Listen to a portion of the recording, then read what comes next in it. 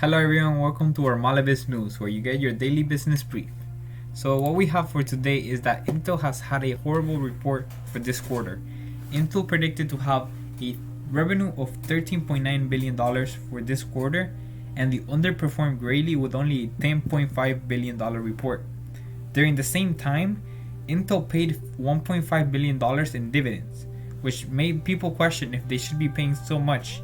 But CEO Patrick Gelsinger said that he would not take the course of action of lowering the dividends. For those who don't know, dividends are a quarterly incentive to hold the stock, and currently Intel pays 5% a year just to hold your stock. This number is on the upper side of dividends, so if it drops, there's a good amount of people that may move to other higher dividend stocks.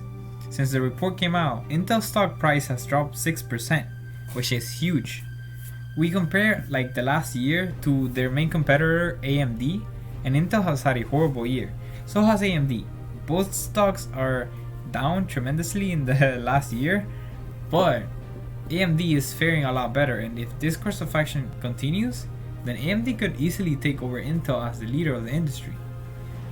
Now, let's get on over to other news. So inflation is hitting an all-time high for grocery items like eggs, which have quadrupled in price since January of 2021. The food industry has seen an 11% increase in price in just 1 year, while rampant inflation is basically hitting every single industry. The country turns to Congress in their darkest times to see what they will do. So they have introduced a bill that will add a 30% nationwide sales tax. Can we get some dubs in the chat? Alright? So the Fair Tax Act, proposed by 30 Republican representatives, hope to eliminate the IRS by abolishing income tax and instead taxing just sales. So let me just briefly, and this is not all the points, let me just briefly say why this is a tremendously horrible idea.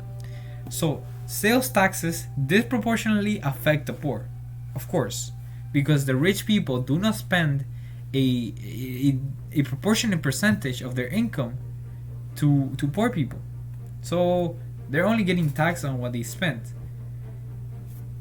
And who spends more of their income? Well, the people who earn less income.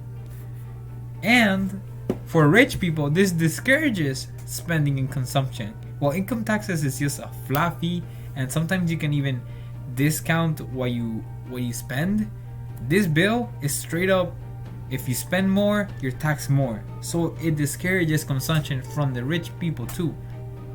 And it gets rid of hundreds of thousands of jobs in IRS and accounting, which is horrible for the country. Just hundreds of thousands of unemployed people, straight up.